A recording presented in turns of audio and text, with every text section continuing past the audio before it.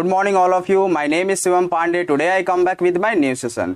आज के सेशन में हम बात करेंगे कुछ नई चीज़ों की। नई चीज़ें, एक ऐसी बात जिसकी वजह से मैं काफ़ी शौक हुआ हूँ काफ़ी कुछ दिनों से। बात कर रहा हूँ मैं एक ऐसे इंसान की जो टीवी इंडस्ट्री से होते हुए बॉलीवुड में आया और उसका सफ़र बहुत आगे तक गया और पूरी दुनिया ने उसकी बात को मानी। चलिए हम बात करते हैं। आप लोग समझ गए होंगे मैं किसकी बात कर रहा हूँ। The one and only, the one and only Sushant Singh Rajput. मुझे बहुत बुरा लगा जिस तरीके से एक स्ट्रगलिंग इंसान का बहुत ही बुरा अंत हुआ और अभी भी हम कंफ्यूज हैं कि क्या हुआ।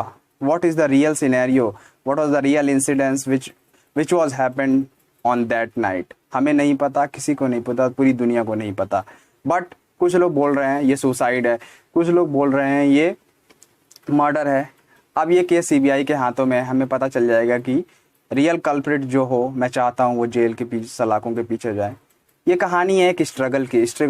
एक छोटे शहर का लड़का जो काफ़ी हार्ड वर्क से टीवी इंडस्ट्री में आता है और बहुत ही हार्ड वर्क करके वो बॉलीवुड की फिल्मों में आता है।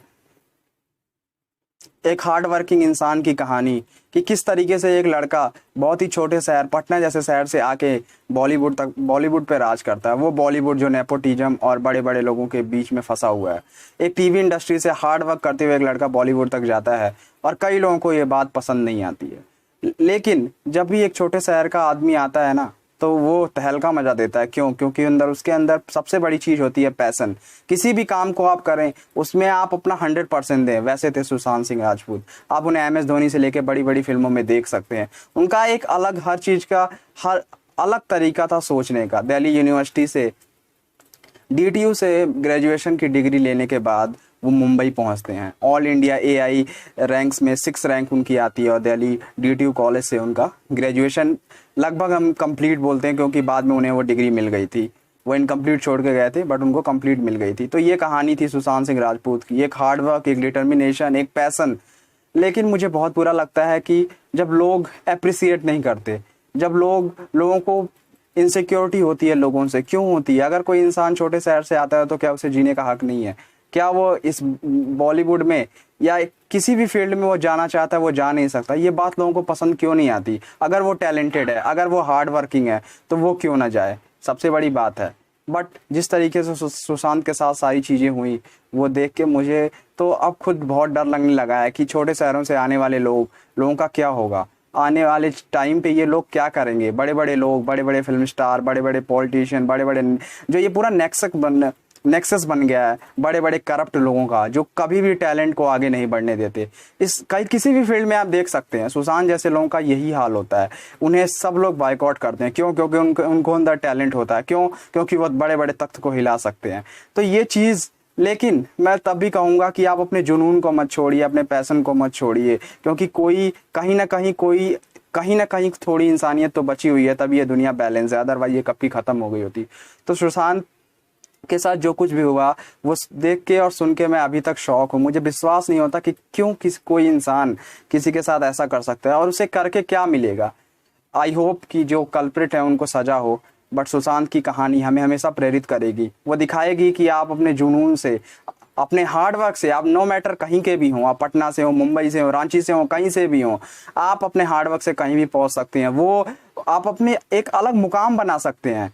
कोई भी आदमी आपके हार्डवर्क, आपके पैशन को आपसे छीन नहीं सकता। सुशांत एक ट्रू कलाकार थे।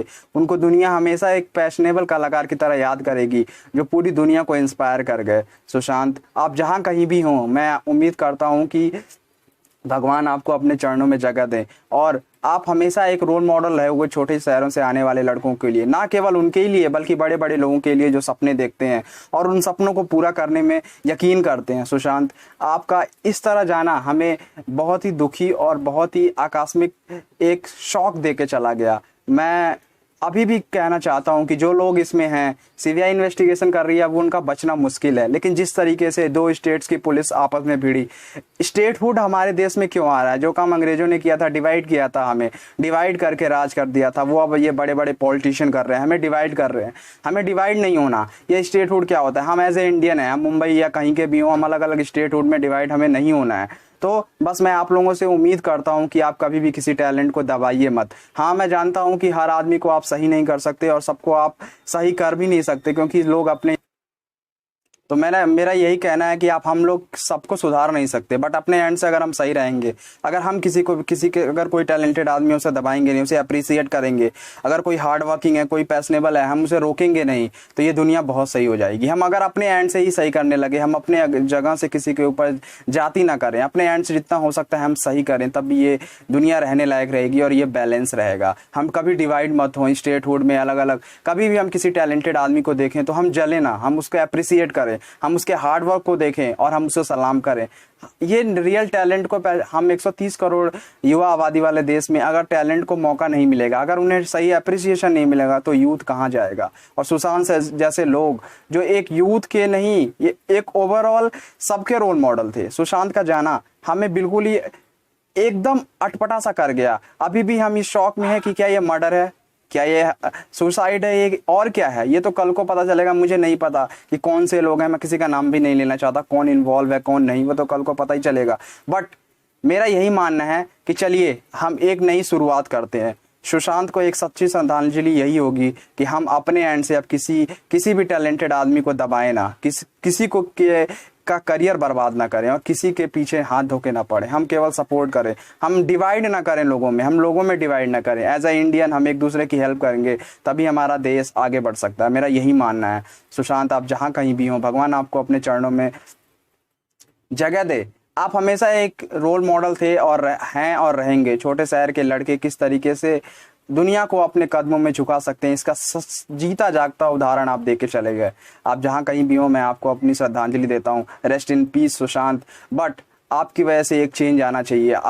आपने जो एक सेक्रीफाइस दिया है वो कभी भी वो वेस्ट नहीं जाना चाहिए। तो मैं सबसे बोलूँगा कि आप लोग आइए, फिर से एक बार ह्यूमैनिटी की बात करते हैं, फिर से लोगों को अप्रिसिएट करते हैं।